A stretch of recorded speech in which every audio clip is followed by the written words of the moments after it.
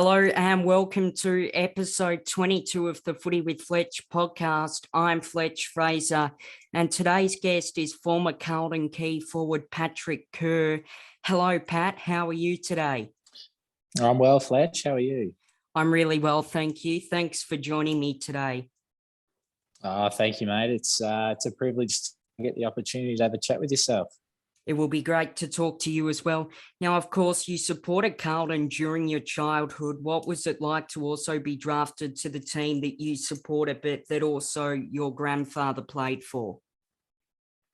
Yeah, it was a bit of a shock, to be honest, mate. I didn't really, typical of draft night, you don't really know where you're going to end up. And just so happened that I got the opportunity at Carlton and to have Laurie and an uncle of mine play senior footy there. It was, unbelievable and a dream come true, as they like to say. It must have been a great thrill for you. You mentioned your draft night. What was the lead up to the draft like? It was nerve-wracking because you go from being in year 12, doing your exams and all of that, and then you sort of have a week or two off where you're not doing anything. So there's plenty of time to think and ponder what's next. And then I was okay in the lead up for sort of the first week. Then as we got a couple of days out, I still try to get a little bit jittery. Just the thought, moving into state, you're not sure where you're going to end up. It's an intense time, but once the sort of energy. Yeah, it must have been a great thrill for you. Who do you think has had the greatest influence on your AFL career? Yeah, it'd be tough to go past my parents. I was pretty fortunate growing up. I'm one of 5 kids and the fourth out of the 5. So I've always had, a lot of backing from them. And without my folks, I wouldn't have been able to do a lot of the junior footy I could have. I mean, some days they were driving, my older 2 brothers, Harry and Tom, and my sister Ruby, to footy, cricket and netball and basketball. So it was a bit of a shambles on a weekend for us, but getting to me, getting me to my games and all of that was sort of the start and where you build the love for the game. And I've had a lot of junior coaches along my time. One in particular, Nick Samir. He was my coach for pretty much my whole under-18s time at the Oakley Chargers, and he really backed me in. And probably some of the better footy I've ever played was under Mick. Now, you mentioned your time at the Oakley Chargers and also with Vic Metro. What was it like, given that you kicked 12 goals from 8 games in the TAC Cup? Yeah, it was tough with the TAC, Fletch, because I went to St Kevin's, so we were made to play school footy instead of TAC, so you sort of lost a lot of rhythm, which was unfortunate throughout the year, and playing with your mates and teammates at the Chargers. But every time I got to play there was awesome. It was a great standard of football. I think it will continue to be right the way through. So yeah, I loved every moment of it. And it was when we played at Warrawee Park, there was plenty of even the old VFA supporters of Oakley would come down and watch. And yeah, it was exciting. I really enjoyed my time. It is a great standard of football. And of course, you mentioned that you went to high school at St Kevin's. You are returning to play your football there this year after a stint with Port Melbourne in the VFL. What are you looking forward to about the upcoming season?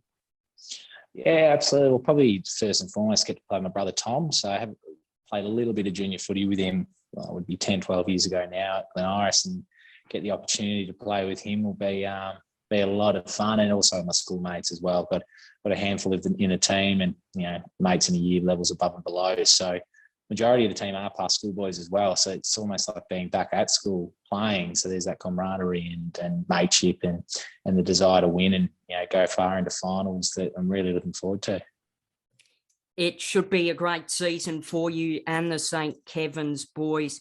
Now, of course, your family has strong connections to the Carlton Football Club, like you mentioned earlier, with your grandfather, Laurie, playing 149 games. But your grandmother, Vivian, was also the club's #1 female ticket holder for a period of time.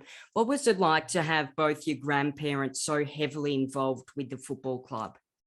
Unbelievable, really. I didn't really realise the impact both of them had. On the club until I got there.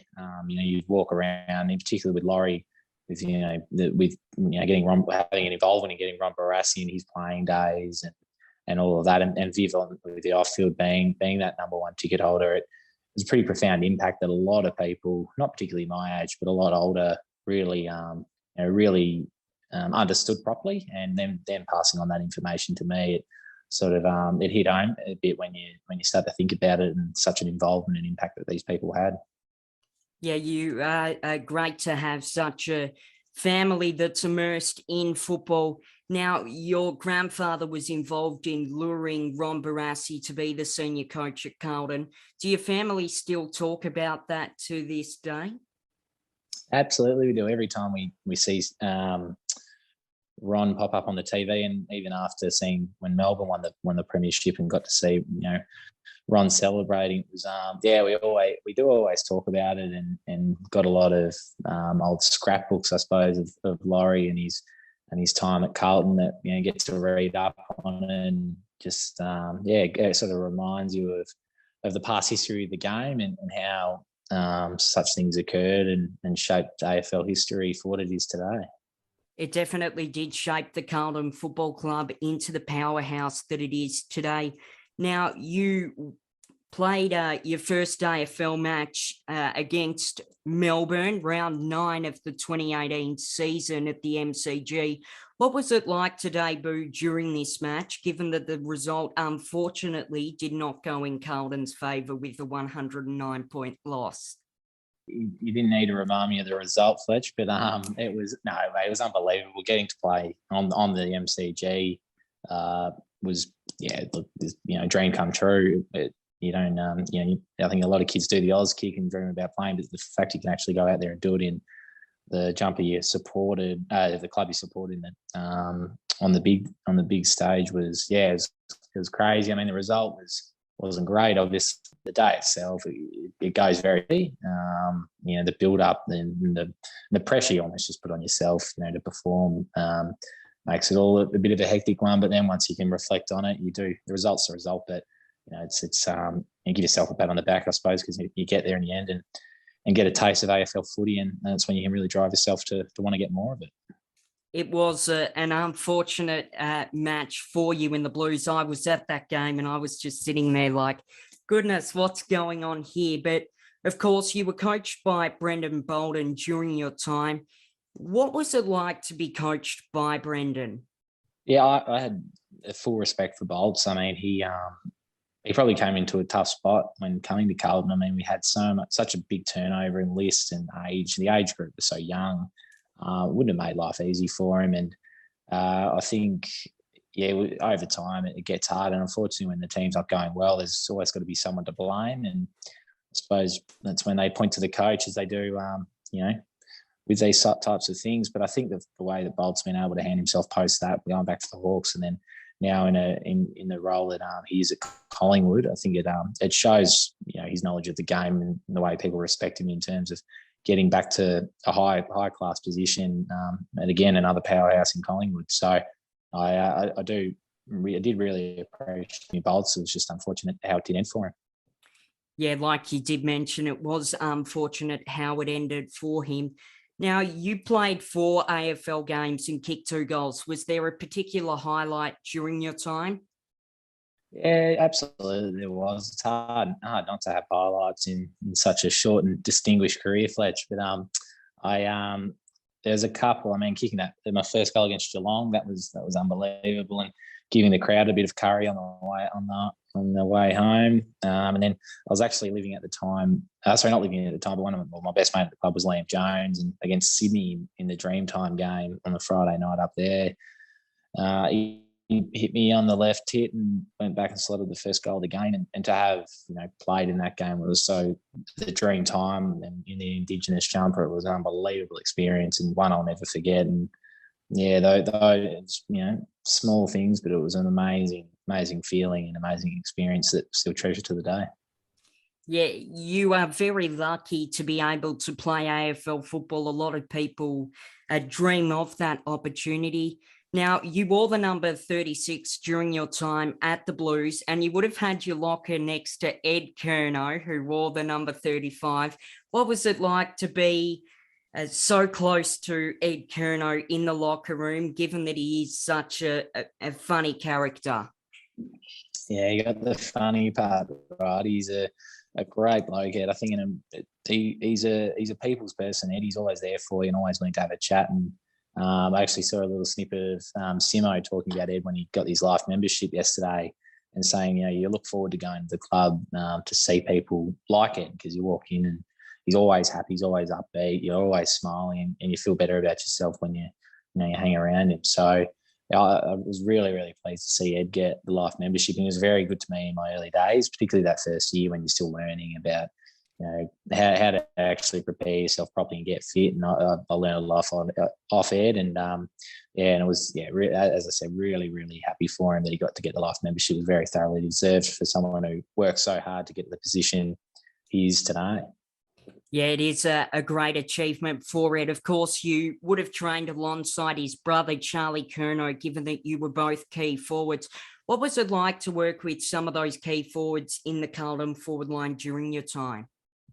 Yeah, well, I was very lucky. I mean, at the time, it was sort of Levi, Charlie, and Harry, and then Gov came in the last year I was there. But those three guys, we did a lot of work together, and it was no wonder that those two boys in particular are where they are today.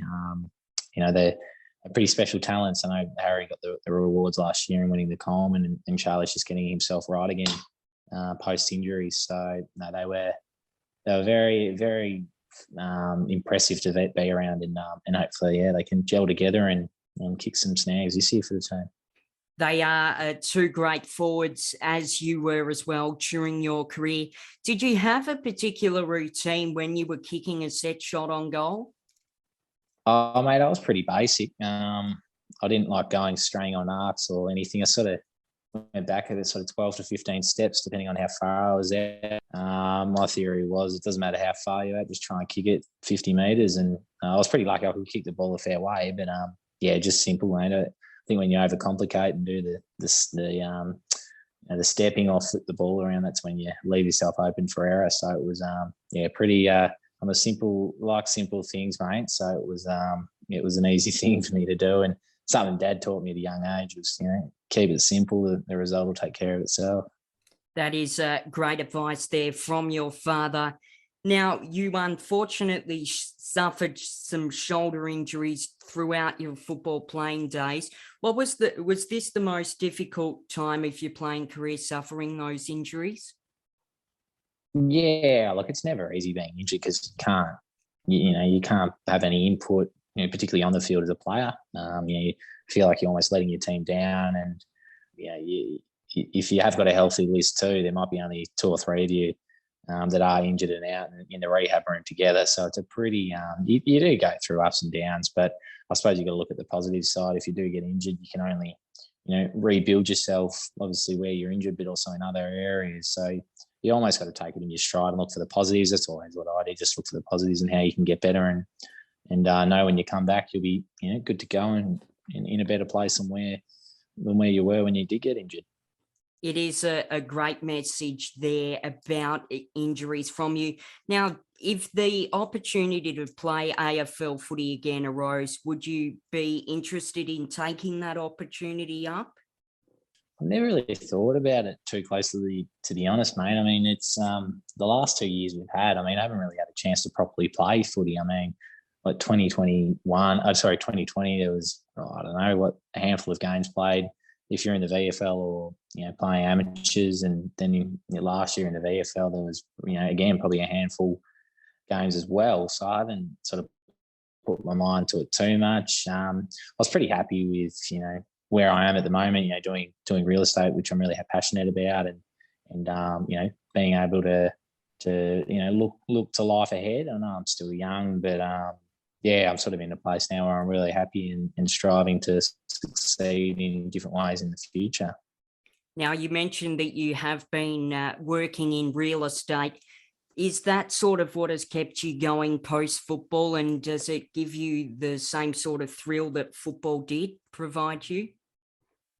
Yeah, it's funny. It does in a way. I mean, it's the last years in real estate have been tough because I do commercial, so it's been very tough with COVID and international borders being shut, and just the effects on what it's had on small businesses.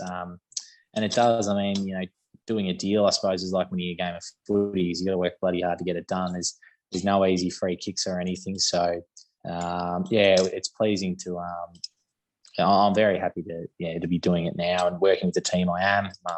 Being taught by a few people that are probably the best in the business. So being under their guidance, essentially as a coach, you do treat it and have the mentality like being an AFL footballer. It's working hard and keep learning and bettering yourself. It must be a great job for you, and it would be interesting to work in real estate. Now, you had the opportunity to play alongside some greats of the Carlton Football Club, Kate Simpson, Mark Murphy, Patrick Cripps and Matthew Cruiser, just to name a few players. What was it like to play alongside those guys? Unbelievable, mate. It was, I suppose you're a supporter growing up, and 12 months before I got there, I was watching these guys win games of footy and dominate, and I used to talk about them with all my mates at school about how well they did, and then you turn up on day one of your footballing career, and your mates with them now. You're sitting in the locker room with them, you're talking shit, you're hanging out, and it's it's sort of, you sit back and look at it, and you could say you're pretty grateful to. Well, I certainly do.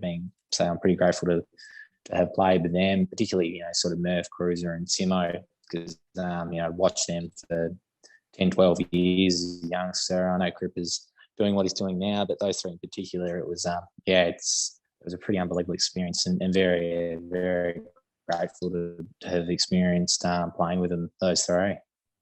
Yeah, they are some great players, very loyal players as well.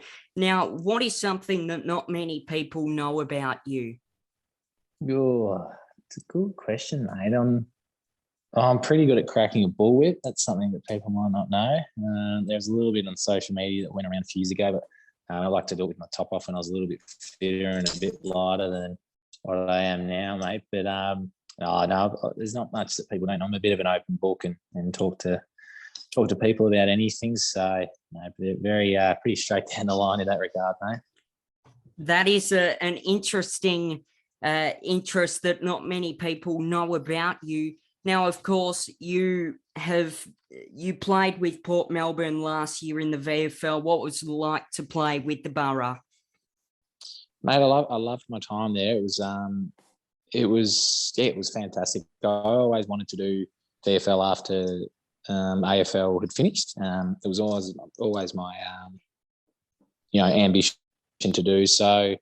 I suppose the great thing about Port Melbourne that's different to I suppose aligned clubs in the VFL is it's not as focused on the listed players in the AFL. The non-aligned teams is purely about winning a premiership, and that's why I went there, and that's why I enjoyed my time there. I know it was short and sweet and railroaded by COVID, but you still talk to a lot of those boys at the moment, and I think the rich history that was there. My cousin Ryan McMahon played there for 12 years or something, and was one of the leading games players. And it's a traditional football club, and I think they're considering what they've been through in recent times, they're in a good place right now, and I think we'll get back to the top in the VFL and where they rightly belong. Yeah, they are a great club in the VFL with a proud history as well.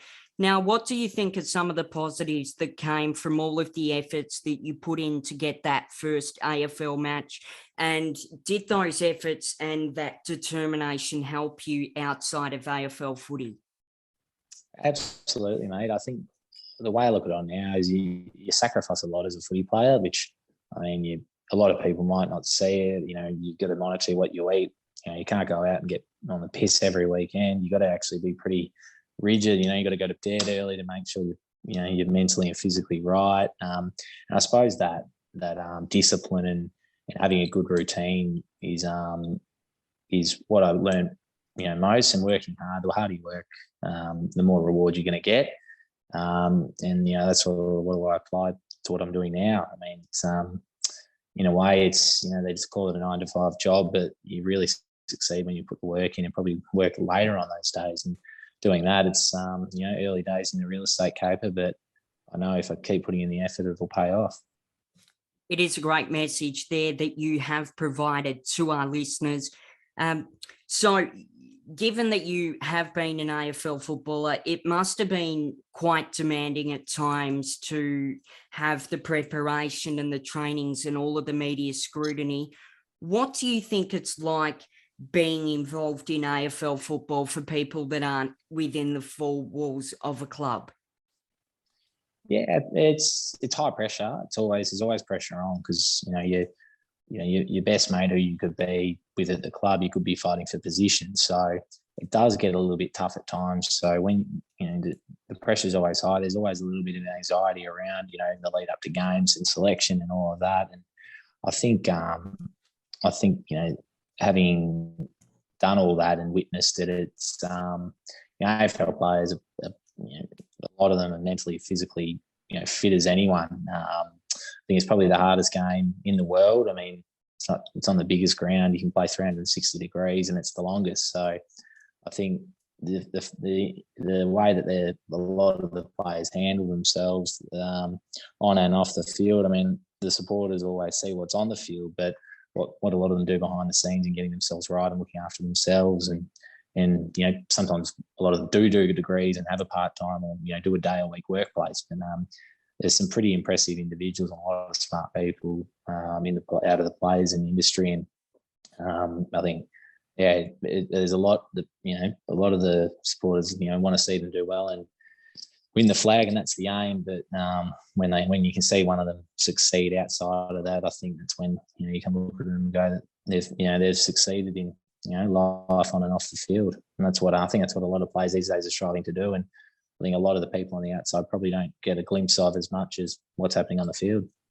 Like you did mention, it is a pressure-based industry. Now, what did your AFL preparation before a match entail? Yeah, I was pretty low key, mate. I always went down to the local tyre shop with my brothers because they would always have games.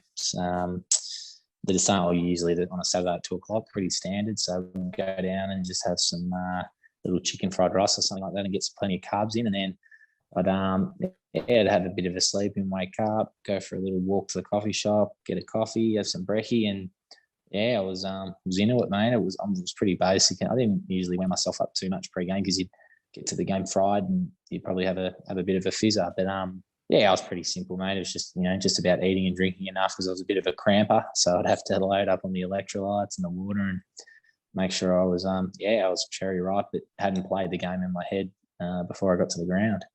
Yeah, it is great advice, and it is great that you have kept your preparation simple. Now, what message would you give to a young player who is struggling to get a game in the AFL?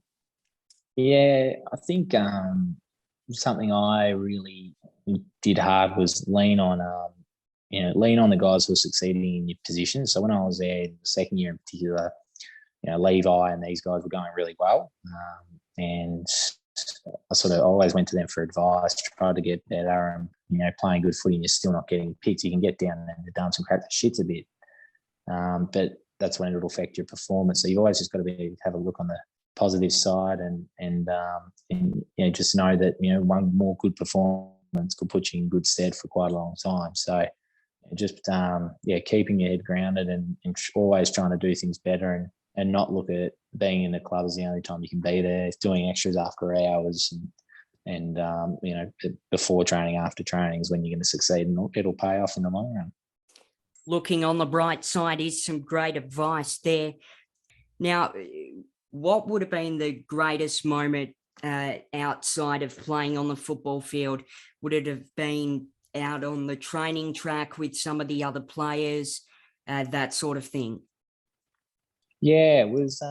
Mate, there were many moments that was pretty amazing. One in particular was probably two. One was being voted by my teammates to be the AFLPA delegate with Ed for the AFLPA. I was only 19 at the time, so I was the youngest in the room by quite a long way, which was one. And then probably the second one was when the AFLPA give out 10 grand to be split amongst charities of the player's choice, and I was fortunate enough to get $5,000 donated to a charity that I'm very passionate about in Koala Kids. It's a youth cancer charity that a lot of my family are involved in, and has affected our family in different ways, and a lot of families across Victoria in particular. So getting $5,000 to donate to them was pretty special, and being able to present it to Mandy and give her the check was very, very special to do so. You have had some highs and some lows during football. Thank you very much for joining me today on the Footy with Fletch podcast, Pat. It was great to talk to you. Thank you, mate, and good luck with it all. And go Blues.